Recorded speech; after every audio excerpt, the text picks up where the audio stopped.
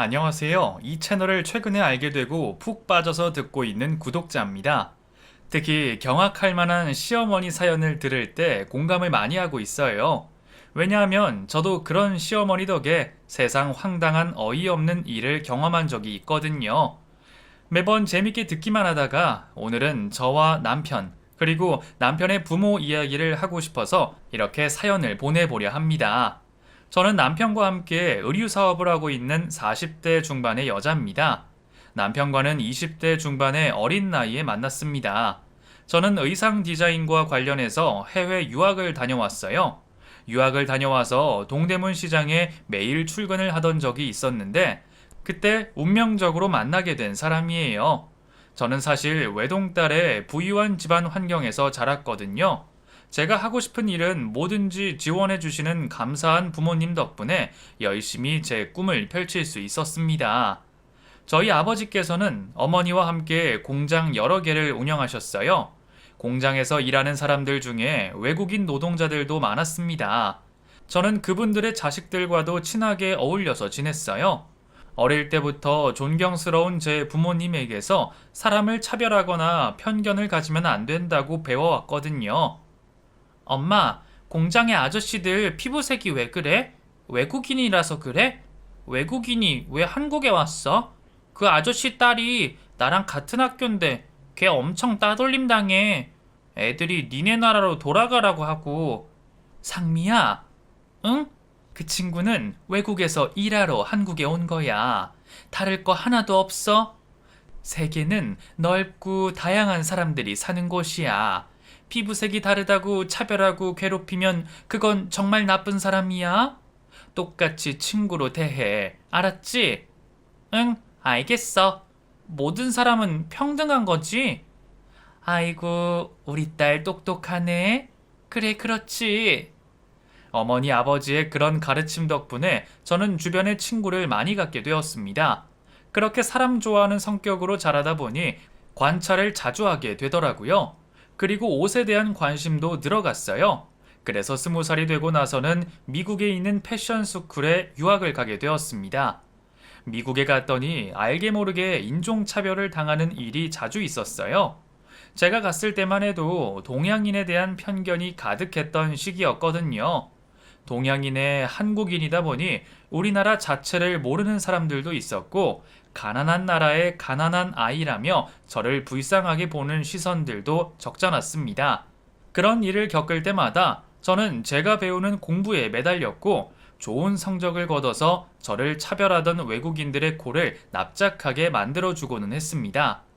그렇게 4년간 외국에서 생활하다가 외국 회사의 스카우트 제의를 받기도 했지만 저는 제 모국에서 일을 하고 싶다는 생각이 더 많았습니다. 그래서 24살에 다시 한국으로 돌아오게 되었어요. 한국에 돌아와서는 제 브랜드를 차리고 싶었고, 그러기 위해서 한국 패션 시장을 더 잘 알아야 했습니다.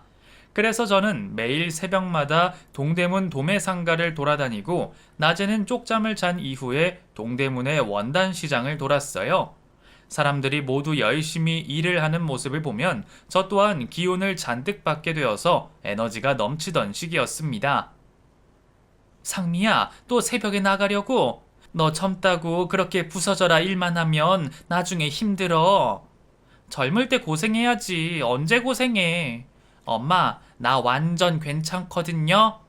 우선 인터넷 쇼핑몰부터 창업해서 거기에서 내가 디자인한 옷도 올려서 팔고 나중에는 내 매장 갖는 게 꿈이야. 그래, 우리 딸은 그 꿈 이룰 거야. 엄마 아빠는 항상 우리 상미 편인 거 알지? 힘든 거 있으면 말만 해. 그렇게 저는 성인이 되어서도 부모님의 심리적 지지를 받으며 긍정적인 에너지로 매사에 열정을 다해 제 목표를 향해 달렸습니다. 그리고 남편을 만나게 된 그날도 동대문 새벽 시장에서 옷을 보러 다니고 있었어요. 그날따라 기력이 없어서 빨리 돌아보고 집으로 갈 생각이었습니다. 그런데 옷을 가득 담은 봉투를 들고 가던 사람과 부딪히고 쓰러진 후에 저는 기절을 했어요. 깨고 나니 병원 응급실이었습니다. 주변을 둘러보는데 한 남자가 걱정스런 눈길로 저를 들여다보고 있었어요. 괜찮으세요? 정신이 드세요? 네? 제가 왜 여기에 있는 거예요? 저랑 부딪히고 쓰러지셔서 제가 급하게 근처 병원으로 모시고 왔어요. 빈혈이 심하다고 하더라고요. 죄송해요. 제가 앞을 못 봐서 부딪히는 바람에. 엄밀히 말하면 그 사람 잘못은 하나도 없었는데 그렇게 걱정스런 눈빛으로 줄곧 저에게 사과를 하고 있었습니다. 피부도 하얗고 인상도 선하게 생겨서 저를 걱정해주는 눈빛이 진심이었어요. 그 사람은 도매에서 사입을 해서 옷을 배달해주는 일을 하는 모양이었습니다. 의사 선생님이 철분제 잘 챙겨 드셔야 한대요. 요즘 무리하셨나봐요. 근데 제가 지금 일하다가 와서 다시 가야 하거든요. 죄송한데 연락처 드릴게요. 나중에 꼭 연락 주세요. 제가 보상할게요. 아, 괜찮아요. 얼른 일하러 가보세요. 바쁘실 텐데. 이해해줘서 고마워요. 연락처 여기. 꼭 연락 주세요. 그렇게 그 사람은 의식을 차린 저를 걱정하다가 금방 다시 일을 하러 떠났습니다. 그날 어머니가 저를 데리러 와주셨고 저는 혼쭐이 났네요. 그러길래 엄마가 뭐라 그랬어? 무리하지 말라니까. 으이그, 철분제 잘 챙겨 먹고 밥도 잘 먹고 도매시장 그만 다니고 이제는 슬슬 준비해봐. 시장 조사 그만하면 많이 했다. 알았어요, 엄마. 그런데 병원을 나온 이후에도 저는 자꾸 저와 부딪히고 안절부절하며 사과를 하고 연락처까지 주고 간 그 사람이 머릿속에 아른거리더라고요. 저도 제 자신이 이상해서 고개를 절레절레 저으며 잊으려고 했는데 자꾸 떠올랐어요. 아무래도 첫눈에 반한 모양이었습니다.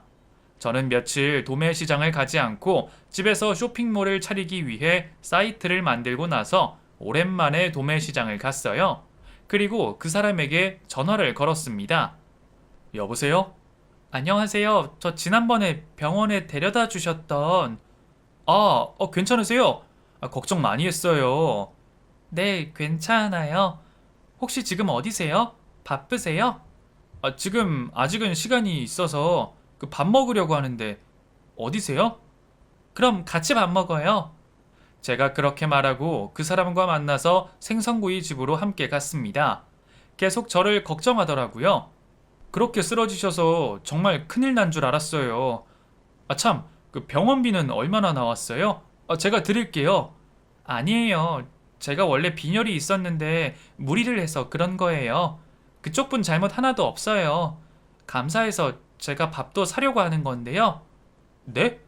아니, 그게 아니라 제가 부딪혀서. 그나저나 성함이 어떻게 되세요? 우리 통성명이나 해요. 저는 김준환이라고 해요. 나이는 25이고요. 정말요? 저랑 동갑이네요. 앞으로 친하게 지내요. 저는 최상미예요. 제 말에 그 사람이 환하게 웃음을 지었습니다. 그렇게 그날 이후로 저는 그 사람과 자주 만나서 도매시장 근처에서 같이 밥도 먹고 연락도 주고받았어요. 그런데 그 사람은 도매시장 외에도 낮에는 택배 상하차 일을 하고 있었습니다. 그러다 보니 만날 시간이 나지가 않더라고요. 도대체 무슨 사정인가 싶었어요. 혹시 어린 나이에 빚이 많은 건가 하는 걱정도 되더라고요. 준한 씨, 쉬는 날이 없어요? 낮에도 일하면 언제 쉬어요? 도매시장 안 하는 요일에는 저도 밤에 쉬어요. 그때는 그래도 8시간은 자는 것 같은데. 평소에는요? 평소에는 많이 자면 4시간? 왜 그렇게 열심히 사는 거예요? 물어봐도 돼요? 사실 제가 장남이거든요. 이제 20살 된 동생이 있는데 걔가 명문대에 입학했어요. 학비를 제가 보태줘야죠. 혹시 부모님은. 부모님 두 분 다 건강하세요. 그 원래 헬스장 운영하시다가 사업이 망해서 그 최근에 스크린 골프장 여셨거든요. 아직 자리 잡은 게 아니라서 제가 많이 도와드려야 해요.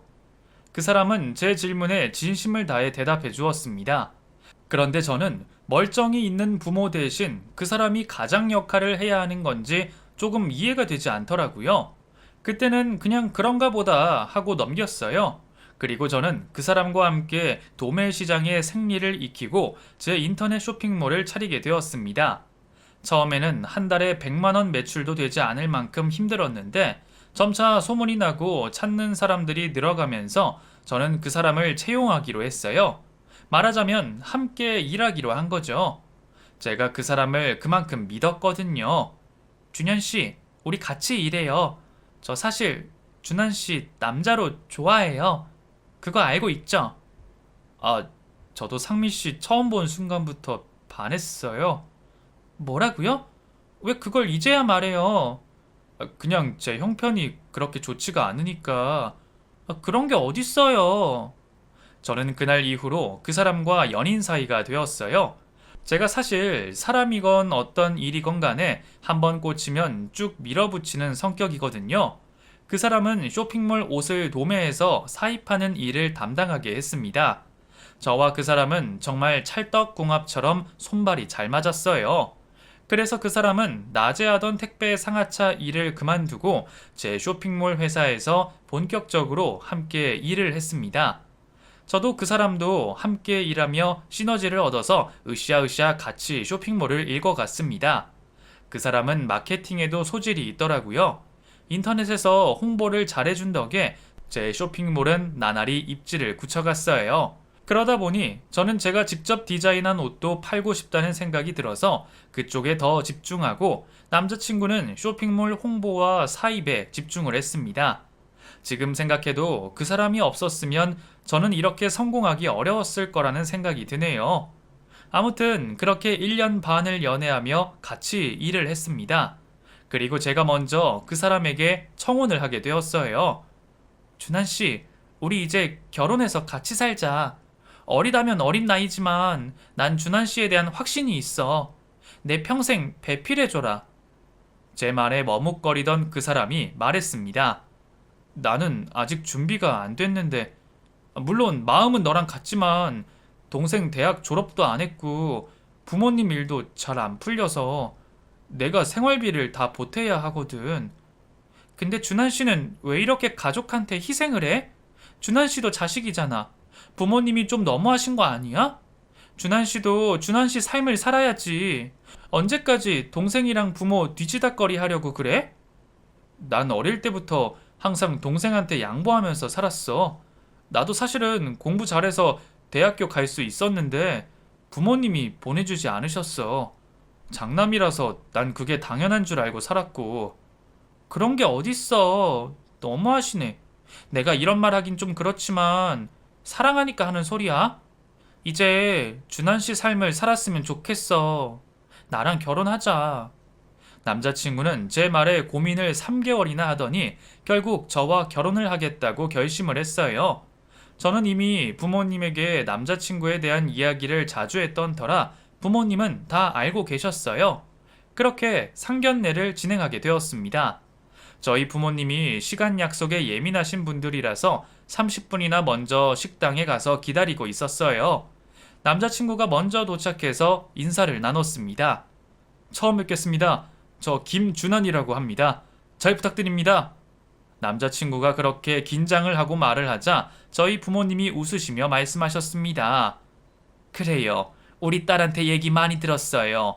우리 딸이 연애를 해도 이렇게 좋아하는 사람은 처음이라서 우리도 궁금했어요. 근데 결혼까지 한다고 하니 정말 반갑네요.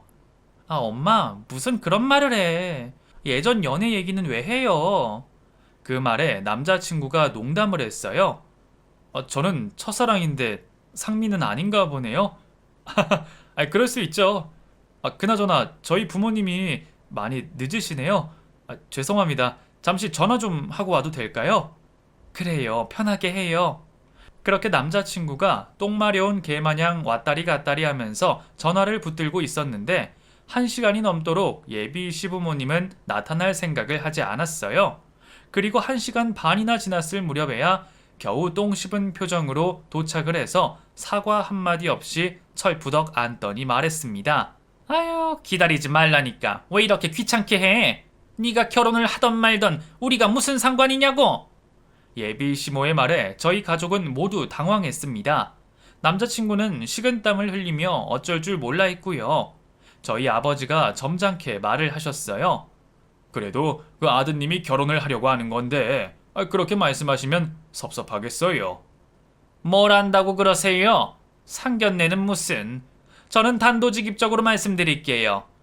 얘 결혼할 때 해줄 수 있는 거 아무것도 없어요. 저희 살기도 빠듯하고 준환이 얘 결혼해도 우리 대학 다니는 아들 학비 보태줘야 돼요.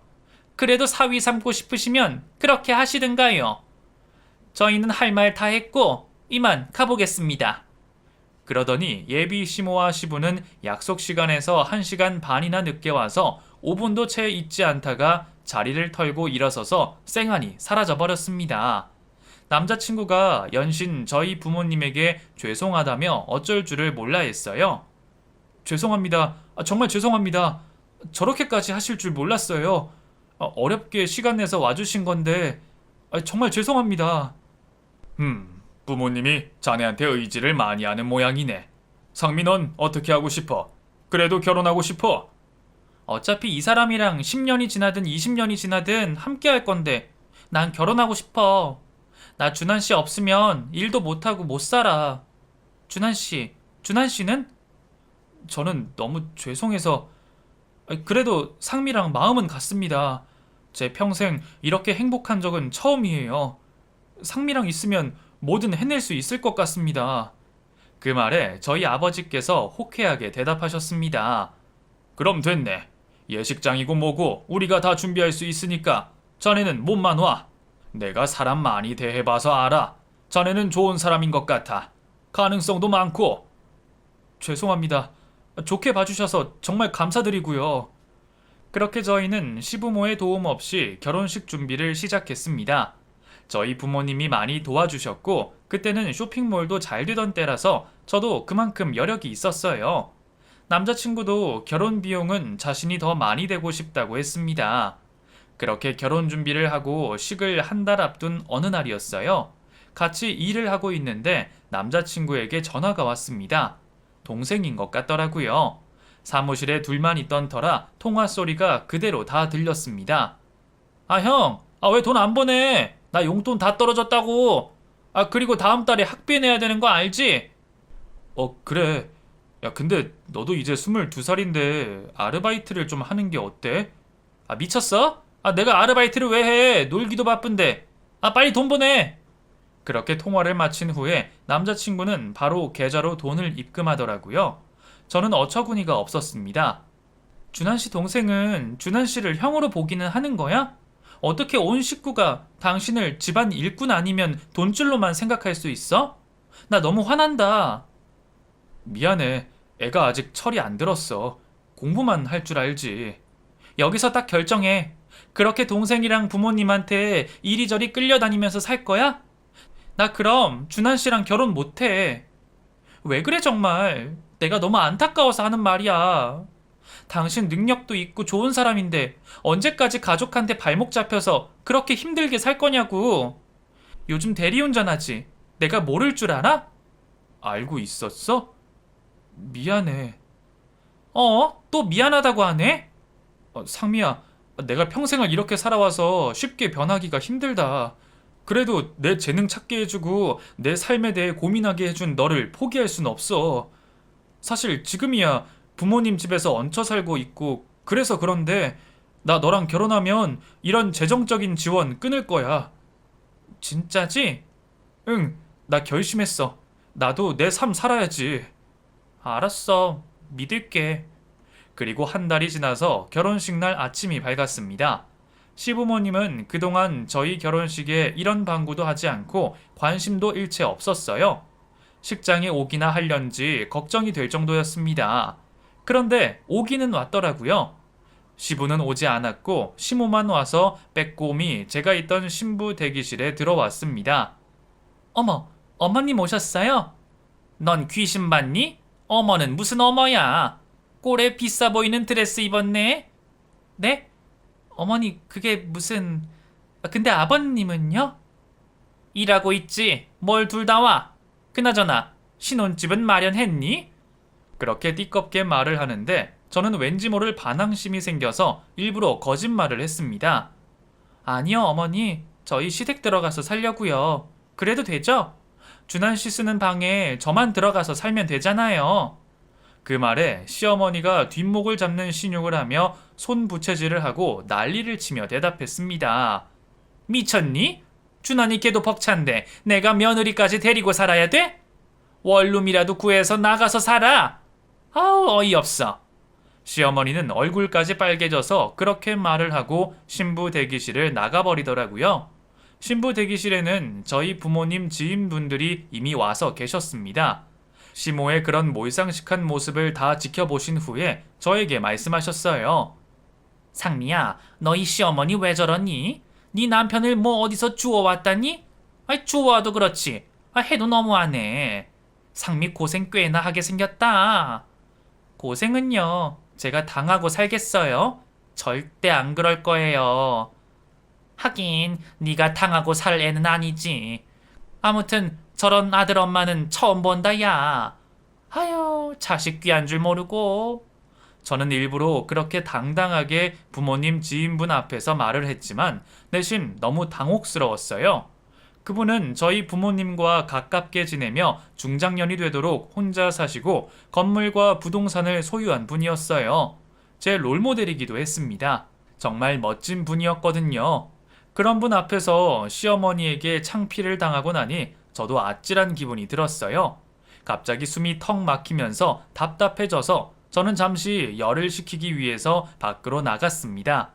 뒷문으로 나가서 사람들이 드문 곳이었어요. 그런데 그곳에서 시모가 누군가와 대화를 나누고 있더라고요. 옆에 기둥이 있어서 저는 몰래 기둥 뒤에 숨어서 두 사람의 대화를 엿듣게 되었습니다. 언니, 그 첫째 아들 장가 가면 어떻게 살아? 걔가 살림 미천 아니야? 살림 미천은 요즘은 돈도 안 줘. 힘들어 죽겠어. 평생 키워주고 같이 살아준 공이 있는데 나쁜 놈이 꼴에 여자 하나 만났다고 어찌나 기세가 등등한지. 걔가 그래도 동대문에서 일하고 사람을 잘 사귀어서 축의금은 많이 들어올 거야. 그래서 왔지. 내가 제 결혼식에 뭐하러 왔겠냐? 준하니는 아직 모르지. 뭐, 자기가 입양하라는 거? 예상치도 못한 말을 듣고 저는 머릿속에 흩어져 있던 퍼즐이 맞춰지는 듯한 기분이었습니다. 그동안 이해가 가지 않았던 시부모님과 시동생의 행동들이 설명이 되는 순간이었어요. 물론 입양한 자식이라고 그렇게 하대한 그 사람들이 미친 인간들이었지만요. 아직 몰라. 애가 눈치가 없어서 그런지. 아유, 걔 입양할 때는 우리가 그래도 웬만큼 살만했으니까. 사업 망하고 그러다가 임신이 됐잖아. 내가 애 뵐 줄 알았으면 그런 근본도 없는 천의 고아를 데려다가 키웠겠어? 신혼집은 어떻게 한대? 아니, 며느리인지 뭔지 그 앙큼한 년이 우리 집에 들어와서 산다는 거야. 아, 미쳤니? 입양한 자식이 이제 다 쓸모없어. 피 한 방울 안 섞였는데 우리 친자식이 명문대생인데 뭐가 걱정이야. 오늘 축의금만 받으면 당장 내쫓을 거야. 아유, 속이 다 후련하네. 그 대화를 들으니 제 남편이 어떻게 살았는지 머릿속에 그려지는 듯 했어요. 그리고 평생 차별받고 학대당하며 지낸 어린 시절을 통과해 지금의 어른이 되어서도 고생만 하고 살았을 남편이 애처롭고 불쌍해서 눈물이 나올 뻔했습니다. 하지만 꾹 삼켜내고 저는 그 자리를 피했어요. 그리고 신부 대기실에 있는 남편이 환한 미소를 지으며 대기실로 들어왔어요. 남편을 보자마자 저는 팔을 활짝 벌리고 남편을 안아주었습니다. 왜 그래? 힘들어? 아니, 그동안 고생 많았어, 준한씨. 내가 행복하게 해줄게. 그게 무슨 소리야. 내가 더 행복하게 해줄 건데? 그래, 우리 보란듯이 잘 살자. 그리고 예식장에 신부 입장을 해서 들어가는데 저는 시어머니, 아니 남편의 양어머니가 혼주석에 앉아서 시큰둥한 표정을 짓고 있는 것만 눈에 들어왔어요. 그리고 속으로 축의금을 절대 뺏기지 않겠다는 다짐을 하면서 결혼식을 치렀습니다. 피로 연장에서 저는 하객들에게 남편과 함께 인사를 드리러 다녔습니다. 신부 대기실에서 시어머니의 만행을 목격한 저희 부모님의 지인분이 저와 남편을 보고 덕담을 해주셨어요. 상미가 그 어린 나이에 멋진 사람을 만났네요. 두 사람 행복하게 사세요. 어머, 그런데 우리 신랑분이 나랑 똑같은데 점이 있네. 어우, 신기하다. 나도 귀에 이 왕점 때문에 놀림 많이 당했는데. 정말 그러네요. 저처럼 이렇게 귓볼에 왕점 있는 분은 처음 봬요. 신기하네요. 그리고 좋은 말씀 감사합니다. 결혼식 와주셔서 감사하고요. 그래요. 상미야, 축하해. 네, 감사해요, 아줌마. 다음에 저희 엄마 아빠랑 같이 식사 한번 하세요. 그래, 네 남편 데리고 와. 아줌마가 맛있는 거 사줄게. 그러고 있는데 남편의 양어머니가 와서 남편에게 말했습니다. 준하나, 나 이제 갈게. 너 축의금 내가 가져간다. 네 동생 학비 내야 되는 거 알지? 그리고 집에 남아있는 네 짐 다 싸서 나가. 그 말을 듣고 제가 대답했습니다. 어머니, 그 돈을 어머님이 왜 가져가세요? 어머님 아들 결혼식에 하나도 도움 안 주셨잖아요. 염치가 없으신 거예요? 제가 그렇게 말하자 얼굴이 울그락불그락 달아오른 남편의 양어머니가 저에게 싸대기를 때리려고 손을 들었다가 주변의 사람들 눈치를 보고는 손을 내렸습니다. 그리고 이를 바득바득 갈면서 대답했어요. 너 진짜 가지가지 해라. 앞으로 볼 일 없을 거야. 그런 시어머니의 큰 가방에서 저는 축의금 봉투 뭉치를 꺼내 빼앗아 들고 말했습니다. 왜요, 어머니? 왜 앞으로 볼 일이 없어요? 축의금은 저 주시고요. 야, 잠깐 너 따라 나와! 그렇게 저는 남편과 함께 남편 양어머니를 따라서 사람이 없는 곳으로 갔습니다. 야, 이년아, 너 그 돈 안 내놔? 내가 그 돈 받아가려고 여기까지 와서 생고생했는데 내놔! 어머니, 대체 그게 무슨 말씀이세요? 저는 하나도 이해가 안 가네요. 아들 결혼식에 관심도 없던 분이 축의금만 가지러 왔다는 게 말이 돼요? 제 말에 시어머니가 기어코 제 뺨을 내리치며 대답했습니다. 내 자식이 아니니까 그렇지. 야, 김준환, 너 내 자식 아니야. 너 입양아야. 이제 장가 갔으니까 내가 다 털어놓는 거야. 이런 며느리 필요 없고 집에 와서 당장 짐 싸서 나가. 시어머니의 말에 남편은 큰 충격을 받았습니다. 엄마, 그게 무슨 말이에요? 화나서 아무 말씀이나 하는 거죠? 제가 입양아라고요? 그래, 내가 이 와중에 뭐하러 실없는 소리를 하겠어? 너 입양아야. 이제 파양할 거다. 내가 알아보니까 너 성인이라서 서로 합의하에 파양할 수 있다더라. 남편은 그 말을 듣고 자신에게 가해진 폭력과 학대의 기억이 떠올랐는지 온몸을 떨며 대답했습니다. 그래서 평생 저를 모질게 대한 거예요? 동생한테 모든 걸 양보하게 하고 돈만 버는 기계 취급하시더니 그래서 그랬던 거예요? 그래, 그래서 그랬어. 내 자식도 아닌데 키워준 것만도 어디야? 그러니까 내놔 축의금. 아니요, 절대 못 드려요. 상미야, 그거 가지고 가자. 그리고 내일 월요일이니까 당장 파양 신청하러 가요. 어머니, 아니, 당신 정말 사람도 아니야. 남편이 그렇게 말하고 제 손을 이끌고 다시 피로 연장으로 돌아갔습니다. 충격을 받은 남편의 모습을 보니 너무 안타까워서 어떻게 할 줄을 모르겠더라고요. 저희는 신혼여행을 몇 달 뒤에 가기로 했기 때문에 그 다음날 남편은 바로 양부모님 댁에 가서 본인 짐을 챙기고 협의 파양을 하게 되었습니다. 그날 신혼집으로 돌아온 남편이 아이처럼 울더라고요. 나는 그것도 모르고 그냥 첫째라서 희생하고 산다고만 생각했는데 어떻게 그럴 수가 있어. 난 고아야. 상미야, 미안해. 뭐가 또 미안해. 고아면 뭐가 어떻다고. 나 내 친부모 찾고 싶어. 내가 왜 버려졌는지 알고 싶어. 그래, 나랑 같이 찾아보자. 당신 열심히 살았어. 고생했어. 울지 마. 그날 이후 남편의 일에 대해 저는 저희 친정 부모님께도 모두 사실대로 말씀드렸어요. 저희 부모님은 처음에는 놀라시다가 남편이 불쌍하다고 말씀하셨습니다. 그리고 남편의 친부모를 찾는데 도움을 주겠다고 하셨어요. 남편은 일단 양부모에게서 본인이 입양된 곳을 알아냈습니다. 그곳에 갔더니 기록이 남아 있었어요. 보육원 앞에 포대기에 싼 아이가 놓여 있어서 데리고 들어왔다는 기록이었습니다. 그것 외에는 정보를 찾을 수가 없었어요. 저도 막막한 기분이었는데 남편도 한숨을 푹 내쉬더라고요. 이것 가지고는 어떻게 찾을 수가 없겠네. 작정을 하고 나를 내다 버린 것 같은데 찾아봐야 소용없을 것 같아. 그냥 포기할래. 여보, 당신 마음이 그러면 그렇게 해. 그래도 한으로 남게 하지는 말고. 어, 일단은 포기할래. 천천히 생각해 볼게. 고마워. 나 정말 상미 너 안 만났으면 어떻게 살았을까? 넌 내 천사야. 아, 닭살 돋게 왜 이래. 근데 나도 준환 씨 만나서 정말 행복해. 그렇게 저희는 결혼을 해서 함께 살면서 서로에게 더욱더 의지하고 같이 쇼핑몰을 읽어갔어요. 정말 순풍에 돛땄듯이 저희 쇼핑몰은 대박 행진을 했습니다. 제가 디자인한 옷들도 인기가 많았어요. 저희는 직원도 두게 되었습니다. 그리고 오프라인 매장을 만들려고 고민 중에 있었어요. 결혼 후에 시간이 정말 후딱 지나가더라고요. 그리고 결혼 기념일이 되던 날이었습니다. 저희 아버지로부터 급하게 전화가 왔어요. 장미야, 그 준환이 옆에 있니?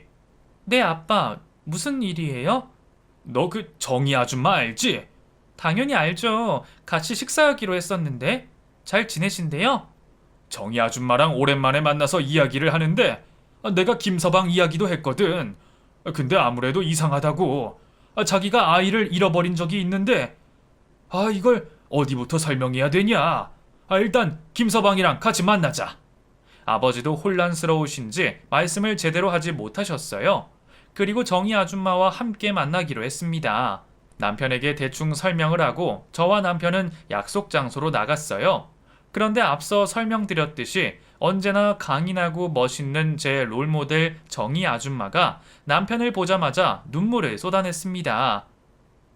내가 왜 눈물이 나지? 이상하네. 어서 와요. 아줌마가 겨우 그렇게 말씀하셨고 자리에 앉아서 대화를 시작했어요.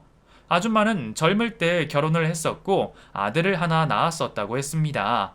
그런데 남편이 바람을 피우고 이혼을 하고 아이를 시댁에 잠시 맡겨둔 후에 자리를 잡으러 친정에 가셨다고 했어요.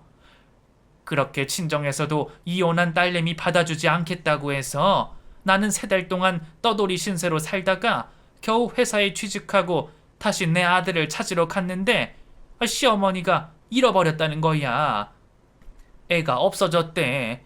난 그 말을 믿을 수가 없었는데 전 남편이랑 시모가 나를 내쫓는 바람에 그날 이후로 내 아들 찾으려고 얼마나 노력했는지 몰라.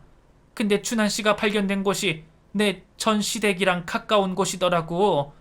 귀에 난 점도 그렇고 이게 말도 안 되는 걸 아는데 그 이야기를 듣자마자 자꾸 가슴이 뛰고 혹시나 싶어서. 아주머니는 그렇게 말씀하시고는 또다시 눈물을 흘리셨습니다. 그리고 남편도 어쩐지 눈물을 흘리더라고요. 두 사람을 번갈아 가면서 보니까 왠지 인상이 많이 닮았다는 생각이 들었어요. 그래서 두 사람은 친자 검사를 해보기로 했습니다. 그리고 검사 결과는 놀라웠어요. 두 사람이 친자일 확률이 거의 100%에 가깝게 나왔거든요. 그 결과지를 들고 두 사람은 처음에는 어리둥절하다가 이내 서로 얼싸안고 기뻐하셨습니다. 준환아, 미안해. 엄마가 못나서 널 힘들게 살게 했구나. 내가 진작에 찾았더라면. 미안해, 준환아. 아니에요. 이제라도 이렇게 만난 게 어디예요. 저는 정말 꿈만 같아요. 엄마. 엄마라고 불러도 되죠? 당연하지. 당장 내 호적에 올리자. 그리고 성도 바꾸자. 내가 황씨니까 넌 이제 황준환이야. 그렇게 할게요, 엄마. 정말 믿을 수 없는 기적 같은 일이었어요. 남편의 친부모가 저희 친정 부모님의 지인분이었고 저도 잘 아는 분이었다는 걸 누가 알았겠어요. 남편은 저를 만나고 나서 조금씩 친어머니의 곁으로 돌아오고 있었던 겁니다. 하늘의 뜻이 아니면 설명이 되지 않을 정도로 신기한 일이었어요. 그리고 저에게 새로 생긴 시어머니가 말씀하셨습니다. 준환이 내 아들 힘들게 살았다는 건 들었어. 그 결혼식장에서 행패 부리는 것도 내가 다 봤다. 그 양반들 정말 천벌 받을 거야. 그 말을 듣고 제가 떠오른 게 있어서 아주머니, 아니 시어머니에게 말씀드렸습니다. 아줌마, 아니 이제 시어머니네요. 어머니, 준한 씨 양부모가 지금 어머니 건물에서 스크린 골프장 하고 있는 거 아세요? 다 망해간다고 하던데 어머니 그 골프장 내쫓으시는 거 어때요? 뭐? 그 땡땡 골프 스크린 거기가 준환이 양부모가 하는 곳이야? 통 사정을 해서 지금 보증금 깎아가면서 겨우 유지하고 있는 걸로 아는데. 준환아, 넌 어쩌고 싶니? 네가 하자는 대로 할게. 남편은 잠시 고민을 하더니 고개를 번쩍 들고 대답했습니다. 내쫓아 주세요. 제가 당하고 살았던 거 생각하면 그 정도 복수는 복수도 아니에요. 엄마, 저 그 사람들이 엄마 근처에 있는 거 정말 싫어요. 그래, 내가 일주일 내로 당장 내쫓을게. 너 와서 그거 구경해라. 그래야 네 한이 풀리지. 상미야, 아니 우리 며느라가도 같이 와. 내가 본 게 있으니까 제대로 복수해 줄게. 네 어머니. 이렇게 복수의 순간이 오게 될 줄 누가 알았겠어요. 저는 생각만 해도 기분이 좋아서 웃음이 나왔습니다. 그렇게 남편과 시어머니는 서류상으로도 가족이 되었어요.